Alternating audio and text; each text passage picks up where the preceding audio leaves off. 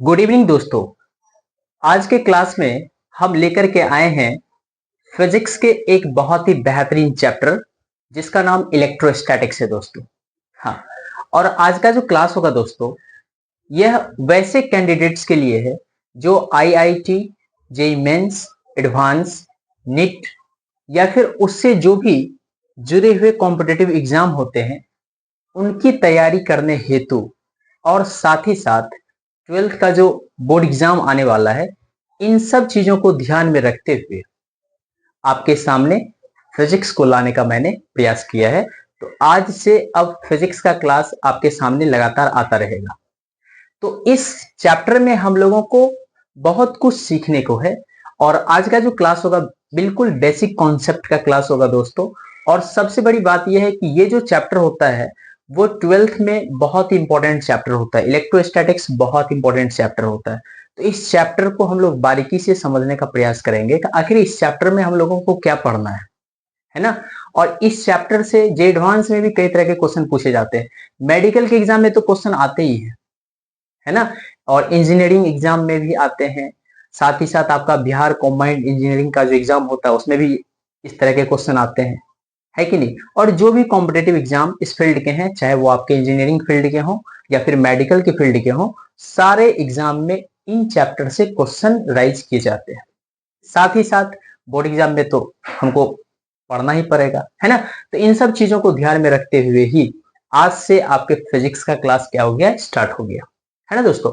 और ये जो क्लास होगा दोस्तों वो इंग्लिश एडिशन में पढ़ने वाले बच्चों के लिए होगा, हिंदी एडिशन में नहीं होगा। मैं समझाने का प्रयास करूंगा हिंदी में ही, लेकिन हमारी जो थ्योरेटिकल बातें होंगी, जो हम क्वेश्चन सॉल्व करेंगे या फिर हमारा जो थ्योरी होगा, वे सब के सब इंग्लिश एडिशन में ही होंगे, है ना। तो मैं माफी चाहूंगा हिंदी एडिशन वाले से, और मैं हिंदी में बोल दूंगा। जितनी बातें मैं इंग्लिश में लिखूंगा वो सारी बातें मैं हिंदी में बोल भी दूंगा, ताकि हिंदी वाले भी अच्छे से समझ सकते हैं। इसमें दिक्कत नहीं होगा। एडिशन जो मैं इंग्लिश में लिखूंगा दोस्तों, बस सिर्फ इंग्लिश में लिखा जाएगा, मैं समझाऊंगा फुल्ली हिंदी में। तो हिंदी वाले भी आराम से इसको समझ सकते हैं और इंग्लिश वाले तो समझ ही सकते हैं, ठीक है। तो चलिए अब समय गवाए बिना हम लोग टॉपिक की ओर आगे बढ़ते हैं। तो सबसे पहले आपको बोर्ड पर दिख रहा होगा लिखा हुआ इलेक्ट्रोस्टैटिक्स। इलेक्ट्रोस्टैटिक्स का मतलब क्या होता है, पहले उसको हम लोग समझने का प्रयास करते हैं। इलेक्ट्रोस्टैटिक्स जो होता है दोस्तों, ये दो शब्दों से मिलकर बना होता है ना। और वो शब्द कौन कौन सा है, तो जरा देखिए ध्यान से। इलेक्ट्रोस्टैटिक्स दो शब्दों से मिलकर बना हुआ है। एक आएगा दोस्तों इलेक्ट्रो, देखिए यहां तक हमने इसको अलग कर दिया और यहां से इसको हम अलग कर देते हैं, और एक तरफ आपका आ जाएगा स्टैटिक्स, ठीक है। इलेक्ट्रो जो आया दोस्तों, इलेक्ट्रो का मतलब होता क्या है। इलेक्ट्रो मीन्स होता है दोस्तों इलेक्ट्रिक। क्या होता है, इलेक्ट्रिक। और इलेक्ट्रिक क्या होता है आपको तो पता ही होगा, जहां पर चार्ज की बातें होती है, जहां पर पोटेंशियल की बातें होती है। पोटेंशियल है तब तो चार्ज है ना। तो इलेक्ट्रिक आप जानते ही हैं। और स्टैटिक्स मीन्स जो होता है दोस्तों, वो एट रेस्ट होता है। स्टैटिक्स मीन्स होता है रेस्ट। रेस्ट, रेस्ट भी आप समझते हैं। रेस्ट मतलब क्या होता है, आराम। ना इधर ना उधर, ना आगे ना पीछे, जहां है वहीं स्थिर, उसी को तो रेस्ट कहते हैं, उसी को तो आराम कहते हैं। तो जरा देखिए तो इस ये जो चैप्टर है, ये चैप्टर कहना क्या चाहता है, ये कहना चाहता है, क्या कहना चाहता है कि इलेक्ट्रिक तो है लेकिन कैसे है, रेस्ट में है।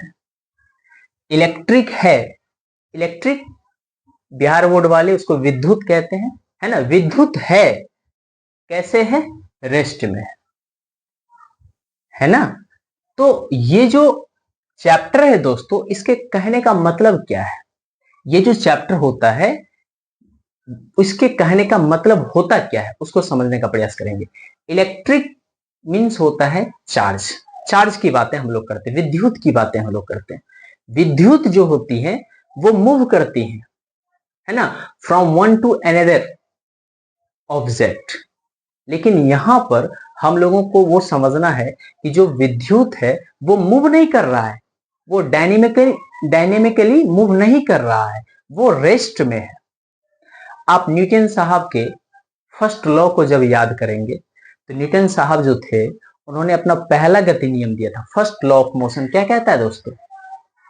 एनी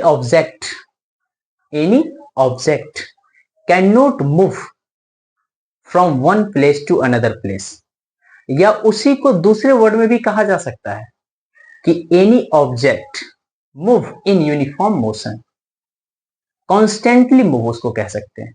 इसका अर्थ यह हो जाता है या तो कोई वस्तु विराम अवस्था में है या कोई भी वस्तु गति कर रहा है, तो कैसे गति कर रहा है? कांस्टेंट मोशन, यूनिफॉर्म मोशन में गति कर रहा है, यूनिफॉर्म मोशन में चल रहा है। यूनिफॉर्म मोशन का मतलब क्या होता है? जैसे हम लोग जानते हैं कि अर्थ जो है सन के अराउंड क्या करती रहती है? रिवॉल्व करती रहती है। जो अर्थ है दोस्तों, पृथ्वी है, पृथ्वी चल रही है, लेकिन हम लोगों को पता चलता है कि हम लोग चल रहे हैं, हम लोग को लगता है कि हम लोग आराम से एक ही जगह स्थिर है ना? तो इस तरह का जो मोशन होता है उसी को हम लोग यूनिफॉर्म मोशन कहते हैं। तो यूनिफॉर्म मोशन मीन्स भी रेस्ट होता है, आपको याद रखना है।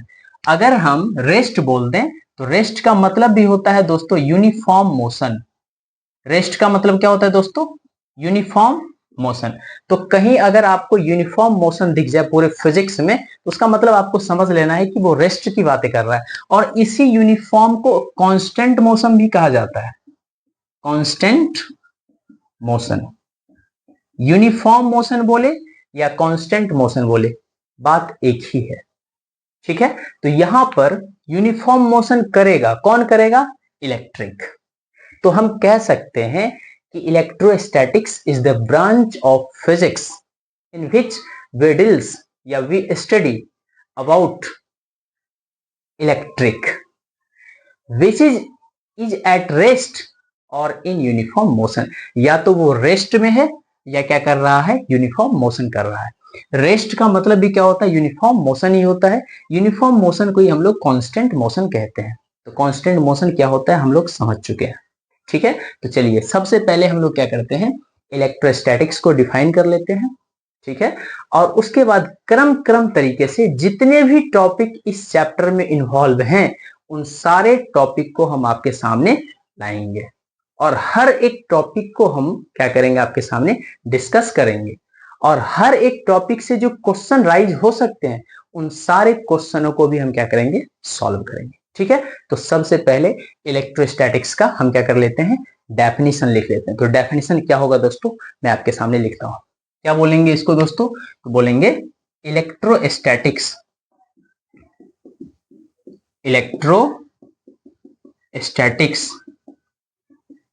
is the branch of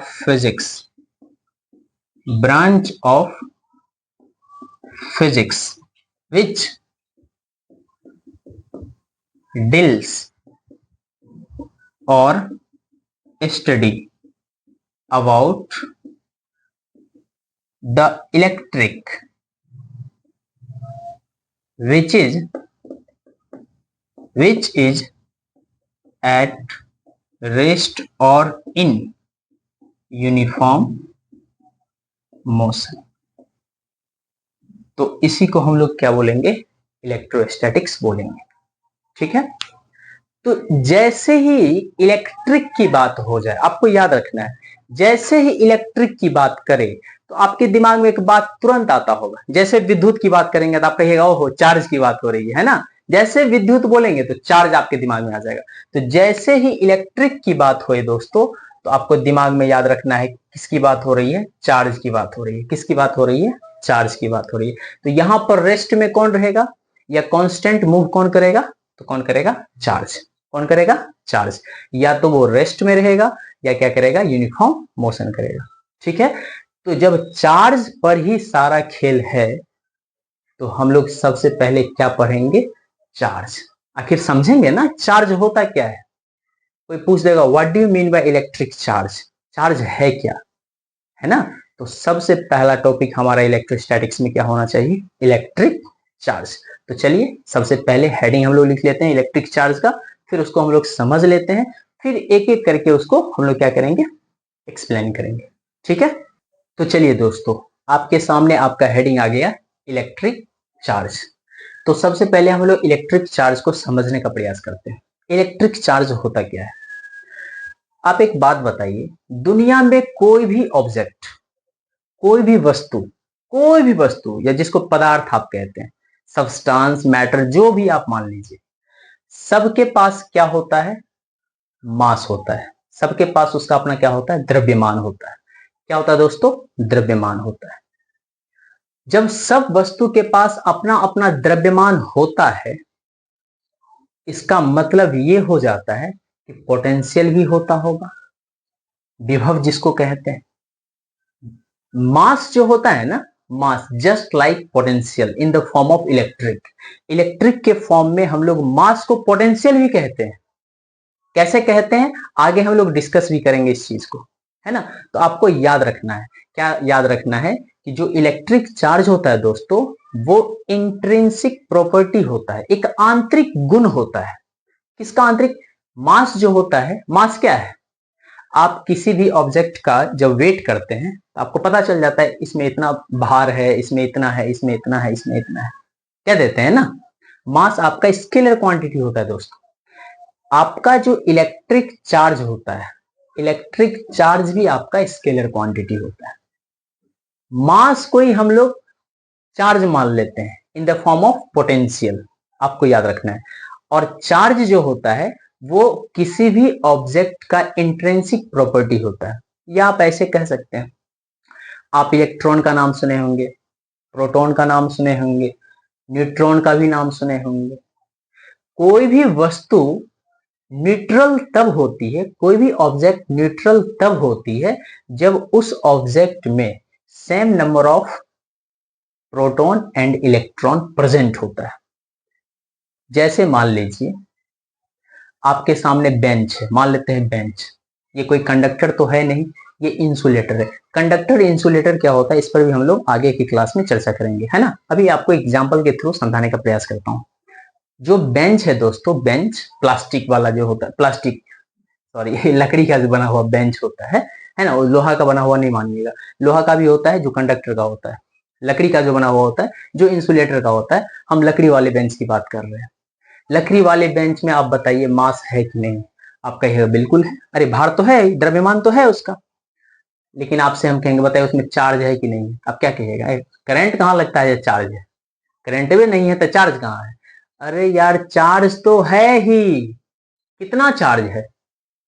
जितना उसमें प्लस वाला है उतना ही उसमें माइनस वाला है, इसलिए आपको करंट लग नहीं रहा है, इसलिए आपको लग रहा है कि चार्ज नहीं है। जैसे मान लीजिए आप लोहा को जाके छुइएगा तो लोहा में करंट लग जाएगा? नहीं लगेगा। क्यों नहीं लग रहा है? चार्ज तो उसमें होगा, फ्लो करेगा उसमें, लेकिन अभी करंट क्यों नहीं लग रहा है?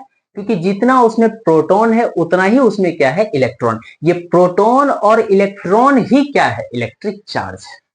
प्रोटॉन इलेक्ट्रॉन जो आप नाम सुने होंगे ना, तो प्रोटॉन और इलेक्ट्रॉन ही इलेक्ट्रिक चार्ज होता है। तो इलेक्ट्रिक चार्ज जो होता है दोस्तों, वो इंट्रिंसिक प्रॉपर्टी होता है किसका? प्रोटॉन और इलेक्ट्रॉन का, सबसे पहले। दूसरी बात आपको याद रखना है, जो इलेक्ट्रिक चार्ज होता है दोस्तों, स्केलर क्वांटिटी होता है। क्या होता है? Scalar quantity. It means electric charge it has magnitude only. उसके पास क्या होता है? सिर्फ और सिर्फ मैग्नीट्यूड होता है, उसमें डायरेक्शन नहीं होता है। ठीक है। जैसे आप फोन को, अपने मोबाइल फोन को चार्ज में लगाते हैं तो आप क्या किसी दिशा में चार्ज में लगाते हैं? ऐसा नहीं ना कहते हैं कि हम ईस्ट डायरेक्शन पूर्व दिशा की तरफ चार्ज में लगा के आए या पश्चिम दिशा की तरफ चार्ज में लगाए हैं, नहीं, कहीं भी आप लगा देते हैं, किसी भी डायरेक्शन में लगा देते हैं। इसलिए इलेक्ट्रिक चार्ज कभी भी डायरेक्शन को डिफाइन नहीं करता है, इसमें सिर्फ और सिर्फ क्या होता है? मैग्नीट्यूड होता है। इलेक्ट्रिक चार्ज को हम लोग क्यू से रिप्रेजेंट करते हैं। आप वहां पर स्मॉल क्यू अगर देखिएगा, स्मॉल क्यू का मतलब होता है दोस्तों small charge, small unit of charge, है ना। या फिर आप कह सकते हैं कैपिटल क्यू, कैपिटल क्यू से भी चार्ज को रिप्रेजेंट किया जाता है। इलेक्ट्रिक चार्ज का जो ऐसा यूनिट होता है दोस्तों, वो कूलम होता है। क्या होता है? कूलम। मैथमेटिकली आप इलेक्ट्रिक चार्ज को डिफाइन कर सकते हैं। मैथमेटिकली जो इलेक्ट्रिक चार्ज होता है वो किसी भी कंडक्टर में फ्लो हो रहा इलेक्ट्रिक करंट को उसके ही टाइम से क्या किया जाता है? स्केलर प्रोडक्ट किया जाता है, तो वो उसका इलेक्ट्रिक चार्ज कहलाता है। ठीक है, तो इन सब चीजों को हम लोग क्या करते हैं, पहले राइट डाउन कर लेते हैं, नहीं तो पता चलेगा कि बहुत सारा बात हो गया, अभी तक कुछ लिख नहीं पाए। तो सबको हम क्या करते हैं, एक तरफ से लिखने का प्रयास करते हैं। तो सबसे पहला पॉइंट जो होगा दोस्तों, उसमें हम लिखेंगे it is a scalar quantity. क्या लिखेंगे दोस्तों, it is a scalar quantity. Next point में लिखेंगे it has magnitude only. It is the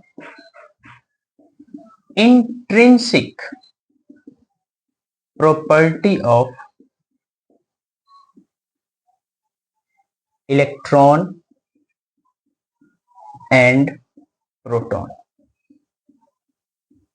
ठीक है, नेक्स्ट पॉइंट में लिखेंगे in other word we also say that it is the scalar product of electric current and time। Electric current and time का जो होता है दोस्तों, ये स्केलर प्रोडक्ट होता है। इट मींस इसके हिसाब से जो इलेक्ट्रिक चार्ज होता है वो I इंटू टी होता है। I का मतलब होता है दोस्तों इलेक्ट्रिक करंट और T का मतलब होता है टाइम, Q का मतलब होता है इलेक्ट्रिक चार्ज। नेक्स्ट पॉइंट में देखिए क्या लिख, नेक्स्ट पॉइंट में लिखेंगे दोस्तों इट इज रिप्रेजेंटेड बाय या it is denoted by, it is denoted by capital Q भी आप लिख सकते हैं या स्मॉल q भी आप लिख सकते हैं। तो पूरे फिजिक्स में अगर Q लिखा हुआ रहेगा तो समझ लेना है वो इलेक्ट्रिक चार्ज की बात कर रहा है। ठीक है, नेक्स्ट पॉइंट में हम लिख सकते हैं SI unit of electric charge is coulomb, या उसको हम लोग C से रिप्रेजेंट करते हैं। जो इलेक्ट्रिक चार्ज होता है दोस्तों उसका यूनिट क्या होता है, ऐसा यूनिट क्या होता है, कूलम। आपको याद रखना है, आप अभी देखिए, क्या देखिए कि जो Q होता है, Q बराबर होता है I इंटू टी, यही होता है ना, Q बराबर होता है I इंटू टी। ये I जो होता है ना दोस्तों, ये है इलेक्ट्रिक करंट। क्या है, इलेक्ट्रिक करंट। और इसको भी हम लोग पढ़ेंगे, इलेक्ट्रिक करंट को भी हम लोग पढ़ेंगे नेक्स्ट चैप्टर में। जब हमारा इलेक्ट्रोस्टैटिक्स खत्म हो जाएगा ना, तब हम लोग इलेक्ट्रिक करंट पढ़ेंगे। ठीक है, और ये जो I होता है ये इलेक्ट्रिक करंट हुआ, इसका जो यूनिट होता है वो होता है एम्पियर, जिसको A कहते हैं। और ये है T मींस टाइम, और टाइम का यूनिट होता है उसको बोलते हैं सेकंड। और Q क्या है, यही तो चार्ज है। तो इस हिसाब से इलेक्ट्रिक चार्ज का एक और यूनिट हो गया, कौन सा हो गया दोस्तों, एम्पियर सेकंड, एम्पियर सेकंड। ठीक है, कभी कभी एग्जाम में ना इसका पूछ देता है, क्या पूछ देता है, डायमेंशन, है ना। 12th के एग्जाम में, बोर्ड एग्जाम में पूछता है, आईटी में तो नहीं पूछा। आईटी में क्या पूछेगा उस पर भी हम लोग चर्चा करेंगे। तो डायमेंशनल फॉर्मूला जो होता है दोस्तों, डायमेंशनल फॉर्मूला जो इसका होता है दोस्तों, Q बराबर क्या हो गया, I into T. Electric current का डायमेंशनल फॉर्मूला I भी आप लिख सकते हैं या A भी लिख सकते हैं। क्या लिखते हैं, A, और टाइम का होता है T। तो इलेक्ट्रिक चार्ज का डायमेंशनल फॉर्मूला क्या हो गया, A T। कहीं भी इस तरह से लिखा हुआ रहे, यही इलेक्ट्रिक चार्ज का क्या है, डायमेंशनल फॉर्मूला है। ठीक है, तो ये होता है इलेक्ट्रिक चार्ज। इसमें और भी बहुत तरह का टॉपिक है। इसमें जैसे आपको पढ़ना है प्रॉपर्टीज ऑफ इलेक्ट्रिक चार्ज, जो इलेक्ट्रिक चार्ज होता है उसका प्रॉपर्टीज क्या होता है। इसमें आपको पढ़ना है कि जो इलेक्ट्रिक चार्ज होता है, आप कूलम का नाम देखिए, कूलम कहीं दिख रहा है ना, इन्होंने क्या लॉ दिया था, इसके बारे में भी हम लोग पढ़ेंगे। ठीक है, इसमें हम लोग पढ़ेंगे आखिर कोई बॉडी डिस्चार्ज है, बॉडी में चार्ज नहीं है, तो उस बॉडी में हम लोग चार्ज कैसे क्रिएट करवा सकते हैं, है ना। तो हम लोग चार्जिंग ऑफ बॉडी के बारे में पढ़ेंगे, तब जाकर के हमारे इलेक्ट्रिक चार्ज का कॉन्सेप्ट खत्म होगा, तब इलेक्ट्रिक चार्ज कंप्लीट होगा। और उसके बाद जब इलेक्ट्रिक चार्ज कंप्लीट हो जाएगा, तब फिर हम लोगों के सामने आएगा इलेक्ट्रिक फील्ड। क्या आएगा दोस्तों, इलेक्ट्रिक फील्ड। और इन दोनों के बीच में ही पढ़ लेंगे इलेक्ट्रिक फोर्स। जब हम लोग प्रॉपर्टीज ऑफ इलेक्ट्रिक चार्ज पढ़ेंगे तो वहीं पे इलेक्ट्रिक फोर्स की भी चर्चा हो जाएगी, फिर इलेक्ट्रिक फील्ड आ जाएगा। इस तरह से हम लोग इलेक्ट्रोस्टैटिक्स को क्या करेंगे, पढ़ेंगे। तो आज का जो क्लास होगा दोस्तों इतना ही हम रखेंगे, और इसके बाद हमारे नेक्स्ट लेक्चर में आने वाला है प्रॉपर्टीज ऑफ इलेक्ट्रिक चार्ज और चार्जिंग ऑफ बॉडी। कोशिश करेंगे दोनों टॉपिक को एक ही लेक्चर में कंप्लीट कर देने का, ठीक है। तो इस चैनल के माध्यम से क्या होता है ना दोस्तों, आपको ये भी मिलेगा, और साथ ही साथ जनरल कंपटीशन का जो तैयारी करता है उसके सारे कॉन्सेप्ट को वहां पर क्या किया जाता है, क्या किया जाता है दोस्तों, क्लियर किया जाता है, कॉन्सेप्ट को डील किया जाता है। तो आज का क्लास इतना है, तब तक के लिए थैंक्स।